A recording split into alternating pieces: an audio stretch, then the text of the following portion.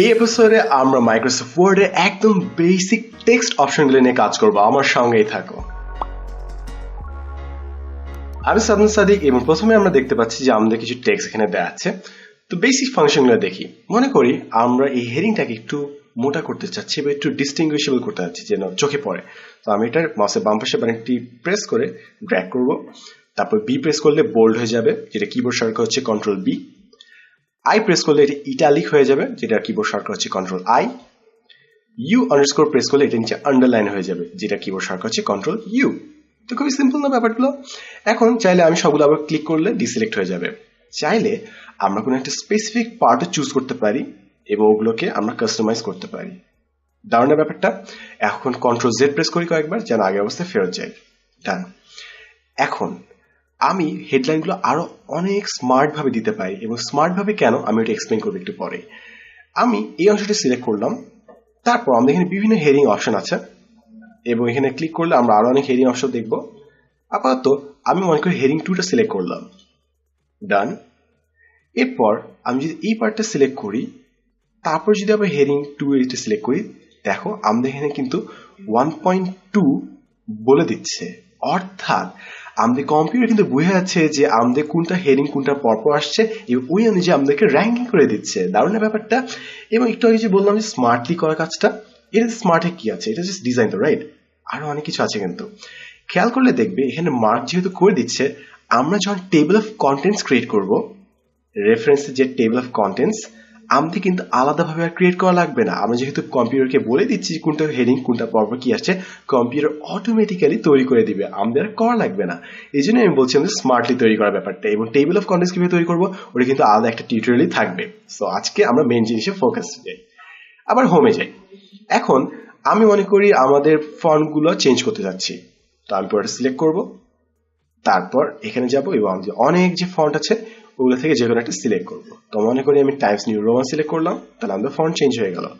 ফন্টের size change করতে চাইলে আমরা এখানে যেতে পারি এবং টগল ডাউন করতে পারি 20, এবং আমি চাইলে আরো অ্যাকুরেট হতে চাইলে টাইপ করতে পারি এখানে মনে করো 15। ডান। তাহলে আমাদের ফন্ট এভাবে চেঞ্জ করা যায়। এবং চাইলে আমরা এখানে আপ অ্যারো দিলে সাইজ ইনক্রিজ করতে চাই, ডাউন অ্যারো দিলে সাইজ ডিক্রিজ করতে পারি। সিম্পল। এবং এইখানে আরো অনেকগুলো অপশন আছে। ফর এক্সাম্পল, আমি এই অংশটাকে আমি হাইলাইট করতে চাচ্ছি যে all resources R available to the users of the website. এখন আমি এই পরটা হাইলাইট করতে চাচ্ছি, তাহলে আমি এখানে এবি আছে একটা অপশন, টেক্সট হাইলাইট কালার। আমি এখানে ক্লিক করব, তারপর যে কালার ইচ্ছা সেই কালার দিয়ে আমি হাইলাইট করতে পারবো। এখানে আমাদের অনেকগুলো কালারের হাইলাইটার আছে, যেটা ইচ্ছা ইউজ করতে পারি। এইভাবে আমরা হাইলাইট করে দৃষ্টি আকর্ষণ করতে পারি। কন্ট্রোল জেড প্রেস করি, তাহলে আমাদের এই অ্যাকশনটা আনডু হয়ে যাবে। ডান। এখন চাইলে আমরা সিলেক্ট করে ওটাকে অন্য কালারে দিতে পারি। ফর এক্সাম্পল টেক্সটে এখানে যাব, তারপর টেক্সট কালার চেঞ্জ করে ফেলতে পারি আমরা। সিম্পল না ব্যাপারটা? কন্ট্রোল জেড প্রেস করি, আবার আগের জায়গায় যাই। এবং আরেকটা খুব সুন্দর অপশন দেখাই, সেটা হচ্ছে আমি একটু এন্টার প্রেস করে নিচে যাই। মনে করি আমি আইনস্টাইনের সে বিখ্যাত সূত্রটি লিখবো, E is equal to mc square. ঝামেলা হচ্ছে MC2 লিখছি, আমি MC স্কোয়ার লিখতে পারছি না।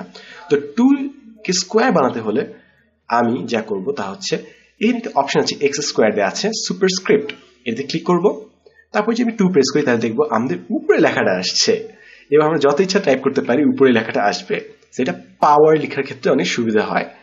এবং আমি যদি আবার ফেরত যেতে চাই, আমি এটাতে আবার ক্লিক করব, তারপর আবার নর্মাল লাইনে আমি ফেরত আসবো। সিম্পল না ব্যাপারটা? এখন আমি মনে করি পানির সংকেত লিখবো H2O। তো আমি H লিখলাম, তারপর আমি এক্স এর এইখানে দিয়ে ক্লিক করলে সাবস্ক্রিপ্ট আসবে। সাবস্ক্রিপ্ট সিলেক্ট করলাম, তারপর 2 প্রেস করি, তাহলে আমাদের নিচে লেখা আসছে। তারপর O প্রেস করি, H2O। আর ঝামেলা হচ্ছে আমাদের এখানে লেখা আসছে কেন? কারণ আমরা সাবস্ক্রিপ্ট ডিসিলেক্ট করিনি। আমরা ব্যাকস্পেস দিলাম, তারপরে ডিসিলেক্ট করলাম, তারপর O প্রেস করলাম, আমাদের H2O হয়ে গেল। তো এইভাবে আমরা সাবস্ক্রিপ্ট সুপারস্ক্রিপ্ট অনেকভাবে আমাদের টেক্সটগুলো মডিফাই করতে পারি, এবং এটা খুবই সুন্দর জিনিস দেখিয়ে দেই। আমাদের এমন সময় অনেক হয় যে আমরা সবগুলো ক্যাপসে লিখেছি, অথবা কোনোটা ক্যাপস হয়েছে কোনোটা হয়নি, ওগুলো ঠিক করে খুব সুন্দর একটা অপশন আছে। পুরোটা সিলেক্ট করব, তারপর এখানে একটা একটি অপশন আছে যেটার নাম হচ্ছে চেঞ্জ কেস। আমরা সিলেক্ট করব, এখানে দেওয়া আছে কয়েকটি কেস। আপার কেস দিলে আমাদের সবগুলো বড় হাতের অক্ষর হয়ে যাবে, লোয়ার কেস দিলে সবগুলো ছোট হাতের অক্ষর হয়ে যাবে।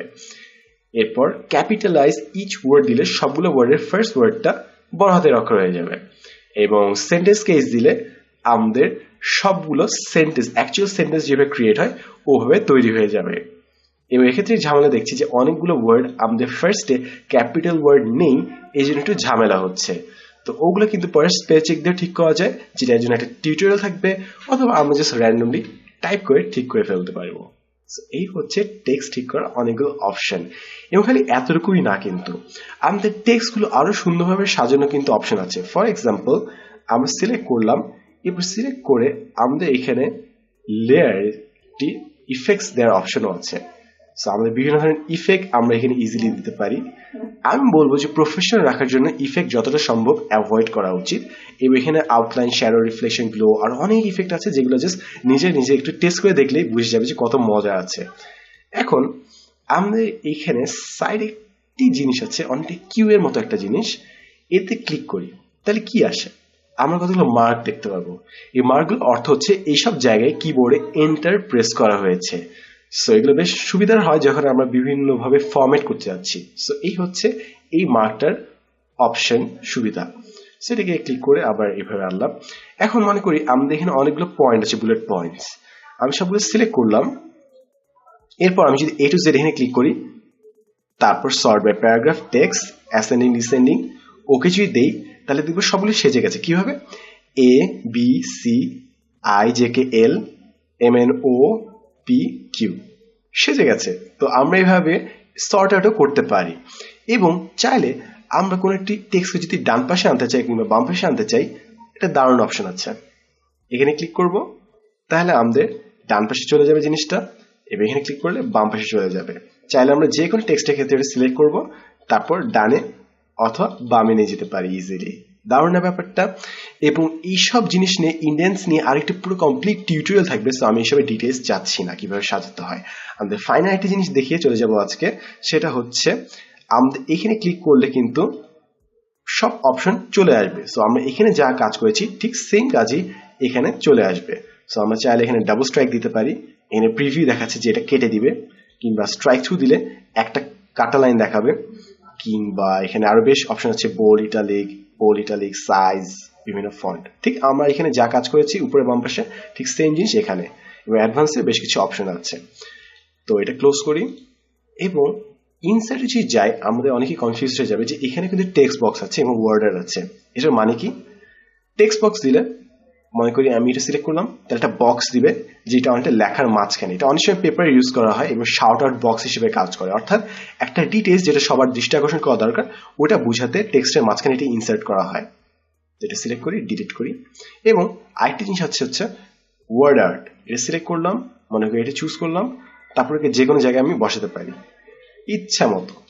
কারণ অনেক সময় আমি যে কোনো জায়গায় টাইপ করতে চাইলেও টাইপ করতে পারবো না। সো ওয়ার্ড আর্টটা ইউজ করলে আমরা যে কোনো জায়গায় টেক্সটটা ইজিলি বসিয়ে ফেলতে পারি। এবং চাইলে এটাকে আমরা টেক্সটটা র্যাপ অ্যারাউন্ডও করতে পারি। ফর এক্সাম্পল, এই অপশন সিলেক্ট করলাম, তারপর আমি যেখানে নিয়ে যাবো না কেন টেক্সটটা ওটার পাশে ঘুরে চলে যাবে। এবং এটাকে ডিলিট করে দিই। এখন আরেকটি অপশন দেখাই যে আমাদের নিচে যাই একটু, আমার কার্সারটা এখন খেয়াল করো, ঠিক কার্সারের ডান পাশে এখন লেখা আসে, তাই না? ডান পাশে লেখা আসছে। আমি যখন মাঝখানে নিয়ে যাবো, দেখো আমার কার্সারের নিচে লেখা চলে আসছে। আমি যদি ডাবল ক্লিক করি তাহলে দেখবো মাঝখান বরাবর লেখা হচ্ছে।